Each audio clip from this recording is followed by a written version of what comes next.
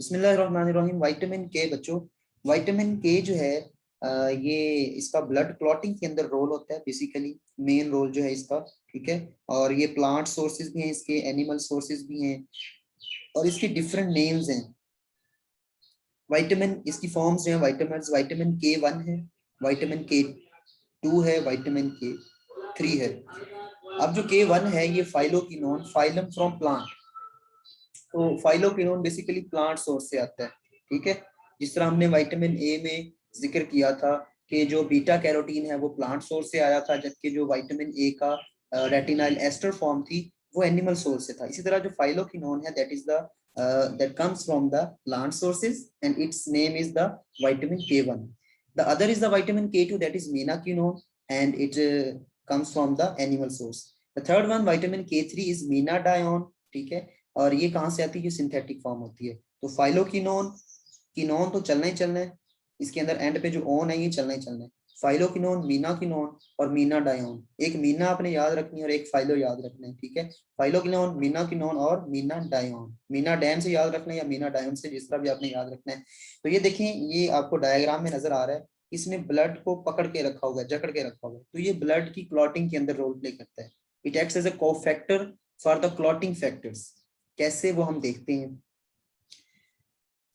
Vitamin के जो है, अच्छा वैसे विटामिन के को विटामिन के क्यों कहते हैं, किसी को आइडिया है? ये तो मैं बताने भूल गया, आज रहा गुफ्तगू याद आ गया मुझे। बच्चे विटामिन के जो है ये भी हमारी बॉडी के अंदर बन सकता है, लेकिन हमारी बॉडी के अंदर नहीं बनता, बेसिकली बैक्टीरिया बना रहे होते हैं। हमारी बॉडी के अंदर जो जीआईटी के अंदर बैक्टीरिया है ना, वो बनाते हैं। अब इसको विटामिन के क्यों कहा गया? अगर आपकी हिस्ट्री अच्छी है, आप हिस्ट्री पे नजर रखते हैं, लिंग्विस्टिक पे थोड़ा सा, तो आपको पता होगा जो कोआगुलेशन का वर्ड था सी से जो आजकल लिखा जाता है, ये पुराने जमाने के अंदर के के साथ लिखा जाता था। कोआगुलेशन का जो वर्ड था वो के साथ लिखा जाता था।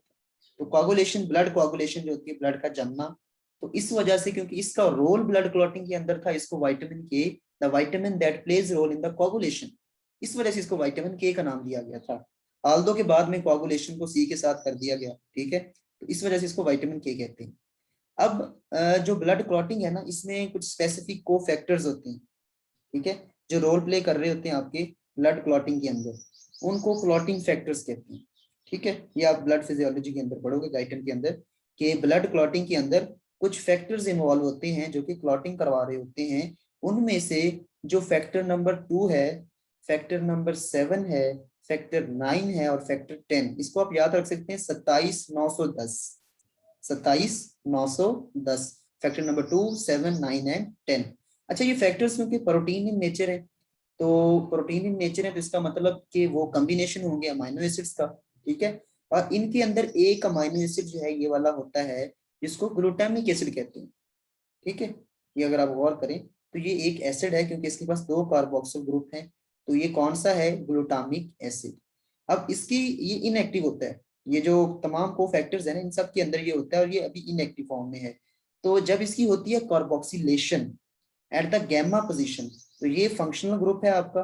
फंक्शनल ग्रुप के साथ वाली कार्बन अल्फा कार्बन, ये बीटा कार्बन, और ये आपकी गैमा कार्बन है। और यहाँ पर जो है एक कार्बोक्सिल ग्रुप तो पहले से मौजूद है, मजीद कार्बोक्सिलेशन होगी तो ये देखिए ब्लू कलर के अंदर शो किया हुआ है। कार्बोक्सिलेशन होने के बाद इसके साथ एक और कार्बोक्सिल ग्रुप ऐड हो गया है, तो इसकी होती है गैमा कार्बोक्सिलेशन। ठीक है, why it is called gamma carboxylation? क्योंकि गैमा पोजीशन पे हो रही होती है। तो जरा गौर करें आप, गैमा कार्बोक्सिलेशन होगी ऑक्सीजन की प्रेजेंस के अंदर, और कार्बन डाइऑक्साइड जो है यहाँ पर प्रेजेंट होगी, और एंजाइम का नाम क्या होगा? कार्बोक्सिलेज और गैमा कार्बोक्सिलेज। अब इस एंजाइम का कोफैक्टर कौन है? योर विटामिन के। तो ये जो आपके क्लॉटिंग फैक्टर्स थे, इनके अंदर जैसे ही कार्बोक्सिल ग्रुप ऐड होता है तो ये एक्टिव हो जाते हैं। इनके पास, क्योंकि ये हाइड्रोजन अभी तो इसने नहीं शो कराया हुआ, इसने साथ अटैच कर दिया, यहाँ पर 2 नेगेटिव चार्ज आ जाते हैं। ठीक है, तो ये 2 नेगेटिव चार्जेस जो है ना ये आ गए। ठीक है, तो ये एक्टिव हो जाएगा। ये लिपनकॉर्ड की डायग्राम है, इसके अंदर इसको लिखा हुआ है glutamyl residues.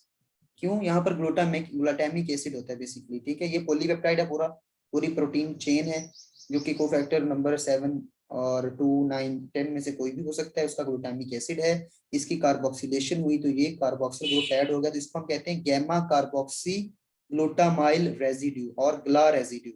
Y gla residue, gamma carboxy glutamyl residue, ठीक हो गया। तो यहाँ पर आपका जो विटामिन के है वो एज कोफैक्टर एक्ट कर रहा होता है। अब इसका फायदा क्या होता है, जैसे ही ये प्रोथ्रोम्बिन आपका फैक्टर नंबर 2 का जो दूसरा नाम है वो प्रोथ्रोम्बिन है, ठीक है, ये इसका स्ट्रक्चर शो किया हुआ है। तो ये दो कार्बोक्सिल ग्रुप जब ऐड हो गए इसके पास, ठीक है, तो यहाँ पे देखिए ये नेगेटिव चार्ज है, ठीक हो गया। अब जहां पर डैमेज होता है ना, वहां पर मेम्ब्रेन डैमेज होती है, तो वहां पर जो फॉस्फोलिपिड्स हैं वो एक्सपोज हो जाते हैं। तो आपको पता है फॉस्फोलिपिड के ऊपर नेगेटिव चार्ज होता है, ठीक है। तो वो जो नेगेटिव चार्ज है, इधर कैल्शियम प्रेजेंट होता है, कैल्शियम जो है वो बॉन्ड बनाता है इधर आपके डैमेज एरिया के साथ, और उधर जो है वो नेगेटिव ऑक्सीजन के साथ। तो इस तरह ये बाइंडिंग हो जाती है। तो जिस तरह ईंटें आप आपस में जुड़ जाती है ना, ये आपस में जुड़ते जाते हैं, और जहां पर कट लगा होता है तो ये वहां पर एक जो है वो सील बना देते हैं, ठीक है, कवरिंग बना देते हैं, ताकि ब्लड जो है वो लीक ना हो और ब्लड क्लॉटिंग जो है वहां पर हो जाए। तो ये एक और डायग्राम है, ये देखिए, ये फिर से उसको फैक्टर को शो किया हुआ है, और उसके ऊपर दो कार्बोक्सिल ग्रुप हैं, ठीक है, ये दो यहाँ पर ग्लूटामिक एसिड असल में शो किए हुए हैं। तो जब इसकी कार्बोक्सिलेशन होगी तो हर ग्लूटामिक एसिड के ऊपर दो दो कार्बोक्सिल ग्रुप आ गए, ठीक है। तो ये जो है बाद में मेच्योर फैक्टर्स बन जाते हैं। तो ये जहां पर डैमेज हुआ होता है, तो कैल्शियम के थ्रू जो है, कैल्शियम ब्रिजेस के थ्रू वहां पर जो है ये जाके अकोमुलेट होते हैं, ठीक है, और वहां पर ये सील बना देते हैं, ताकि जो है वो ब्लड क्लॉट्स बनना शुरू हो जाए, और जो ब्लड लीकेज है, जो ब्लड की हमारी बॉडी से जो हो रही है, जाया हो रहा है, वेस्टेज हो रही है, वो रुक सके। अब थोड़ी सी मजीद एलेबोरेशन इसके अंदर ऐड करते हैं हम, कि अगर आप गौर करें कि विटामिन के की जो एक्टिव फॉर्म है ना, उसको हाइड्रोकिनोन कहा जाता है, ठीक है। Active form of the vitamin K is known as hydroquinone, basically ये रिड्यूस्ड फॉर्म होती है, ठीक है। तो जब कार्बोक्सिलेशन होती है, प्रोटीन ग्लूटामिक एसिड के अंदर ग्ला रेसिड्यूज ऐड होते हैं, कार्बोक्सिल ग्रुप ऐड हो गए, तो ये जो रिड्यूस फॉर्म है ये अपने इलेक्ट्रॉन बेसिकली डोनेट कर चुका होता है, तो इससे जो है ऑक्सीडाइज फॉर्म बन जाती है। इसको हम कहते हैं 2,3 एपॉक्साइड फॉर्म, विटामिन के एपॉक्साइड भी इसको कहा जाता है। तो इसको दोबारा एक्टिव करने के लिए इसकी रिडक्शन होती है, ठीक है। रिडक्शन होने से पहले जो पहले स्टेप के अंदर रिडक्शन होती है, तो कीनोन फॉर्म बनती है, और बाद में हाइड्रोकिनोन। फर्स्ट टाइम जो रिडक्शन होगी उस वक्त क्या बनेगी, कीनोन फॉर्म, और सेकंड टाइम जो रिडक्शन होगी उससे हाइड्रोकिनोन फॉर्म बनती है, ठीक है। इसको मजीद थोड़ा सा हम इसके अंदर चीजें ऐड करते हैं, ये जरा देखिए, वही डायग्राम है थोड़ी सी एलेबोरेशन के साथ। ग्लूटामिक एसिड, यहाँ पे आपका विटामिन के हाइड्रोकिनोन रिड्यूस्ड फॉर्म है, जो कि एक्टिव फॉर्म है।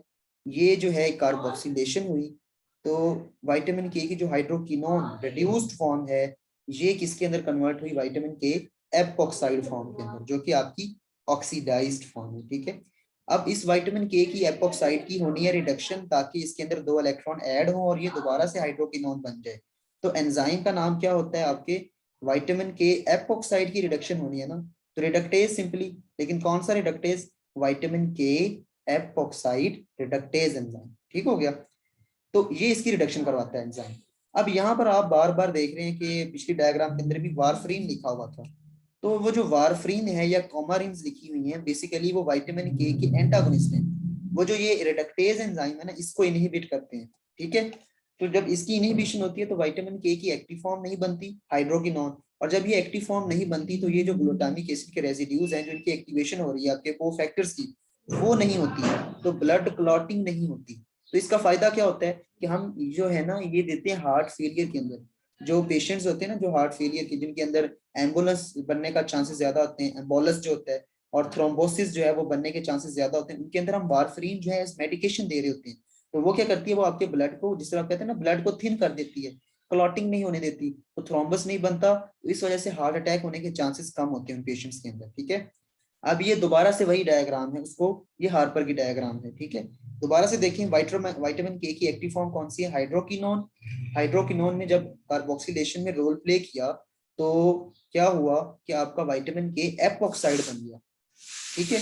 विटामिन के एपॉक्साइड बना, तो इसकी रिडक्शन के लिए एंजाइम कौन सा आया, विटामिन के एपॉक्साइड रिडक्टेज एंजाइम, तो इसकी रिडक्शन हुई, इससे बना विटामिन के कीनोन, जो फर्स्ट रिडक्शन के बाद बना था। और दूसरी रिडक्शन जब हुई विटामिन के कीनोन रिडक्टेज, तो इससे दोबारा से आपकी हाइड्रोकिनोन फॉर्म जो है वो जनरेट होगी। और यहाँ पर देखिए थोड़ी सी इंपॉर्टेंट चीज, कि विटामिन के जो है यहाँ पर जो सेकंड स्टेप है, वो थोड़ा सा खुद खुद ब खुद भी हो सकता है, without the aid of this enzyme, vitamin K quinone reductase जो है, इसकी एड के बगैर भी जो है ये रिएक्शन प्रोसीड कर सकते हैं, ठीक है। लेकिन ये थोड़ा सा लेस क्वांटिटी के अंदर होता है, ठीक है। इसकी इंपॉर्टेंस क्या होती है कि जब विटामिन के की डेफिशिएंसी होती है, ये एंजाइम जो है ये डेफिशिएंट हो जाता है, एंजाइम के अंदर प्रॉब्लम्स आती हैं, तो हम उसके अंदर भी विटामिन के सप्लीमेंट्स देते हैं। तो वो सप्लीमेंट्स काम कैसे करते हैं, क्योंकि सप्लीमेंट्स में तो इनएक्टिव फॉर्म होती है, तो वो एक्टिव फॉर्म कैसे बनती है, बेसिकली इस इनडायरेक्ट जो एक इंडिपेंडेंट रिएक्शन हो रहा है इसकी बेस पे जो है ना एक्टिव फॉर्म बनती है, और हमारी बॉडी के अंदर जो है वो जो सिंथेटिक फॉर्म्स हम देते हैं वो क्यों बेनिफिशियल है, क्यों उसका इफेक्ट जो हमारी बॉडी के अंदर आता है, तो वो ये जो दूसरा रिएक्शन हो रहा है उसकी वजह से, ठीक है। तो अगर विटामिन के की डेफिशिएंसी हो जाए तो ब्लड क्लॉटिंग नहीं होगी, ब्लड क्लॉटिंग नहीं होगी तो आपकी ब्लीडिंग चांसेस ज्यादा हो जाएंगे, आपकी ब्रोजिंग होगी स्किन की, ये देखें स्किन जो है ये ब्लड वेसल्स रप्चर होंगी तो उनकी जो है क्लॉटिंग नहीं होगी, तो रिपेयरिंग का मैकेनिज्म जो है वो स्लो हो जाएगा। नोज ब्लीड ज्यादा होते हैं इसके अंदर, ठीक है।